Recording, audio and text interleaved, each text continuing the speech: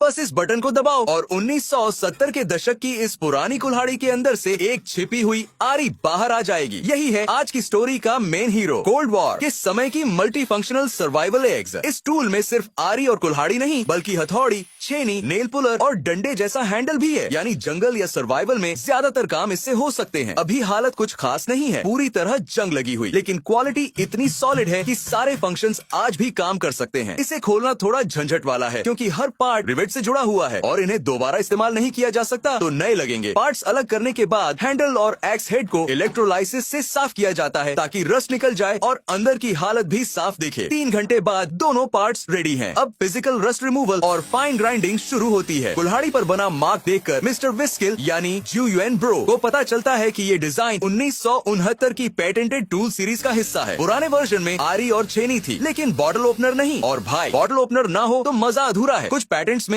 Shovel attachment भी दिखाया गया है। मतलब ये टूल सिर्फ एक एक्स नहीं बल्कि हंटर्स, सोल्जर्स और कैंपर्स के लिए एक छोटा सा मल्टी फंक्शन सर्वाइवल सिस्टम है। अब पॉलिशिंग शुरू होती है। एक्स हेड को फाइन पॉलिश दी जाती है और हैंडल को लेथ मशीन से ग्राइंड किया जाता है। दोनों पार्ट्स तैयार होने के बाद आता है निकल प्लेटिंग का स्टेप। यहाँ JUYUAN ब्रो खुद अपना प्लेटिंग सोल्यूशन बनाते हैं, सॉल्ट, विनेगर और प्योर निकल रॉड से। इलेक्ट्रोलिसिस के दौरान सोल्यूशन का रंग हरा होता जाता है जो बताता है कि प्लेटिंग परफेक्ट चल रही है। फिर पार्ट्स पर कॉपर की एक लेयर चढ़ाई जाती है मिडल कोटिंग के तौर पर। ये डिस्प्लेसमेंट प्लेटिंग से होता है जिसमें करंट नहीं लगता, बस मेटल रिएक्शन से कॉपर खुद चढ़ जाता है। फिर फाइनल निकल प्लेटिंग दी जाती है ताकि फिनिश स्मूथ और रस्ट प्रूफ रहे। प्लेटिंग के बाद सैंड ब्लास्टिंग से पुराना पेंट और रस्ट हटाया जाता है। बेयर स्टील निकलने के बाद पॉलिशिंग व्हील से सरफेस स्मूथ किया जाता है। 100 ब्लेड वाले हिस्से को शेप में लाया जाता है और कोल्ड ब्लूइंग सोल्यूशन से रस्ट प्रोटेक्शन दी जाती है। फिर एक लेयर ऑयल की लगाई जाती है। अब सिर्फ बटन बचा है, उसे लेथ मशीन से पॉलिश करके प्लेटिंग दी जाती है। सारे पार्ट्स तैयार हैं। अब फाइनल असेंबली शुरू होती है। नए रिवेट से सब कुछ जोड़ दिया जाता है और बस कोल्ड वॉर के उस जमाने की मल्टी टूल एक्स फिर से जिंदा हो गई। टेस्टिंग में इसके सारे functions, x, saw, chisel, hammer एकदम परफेक्ट चले।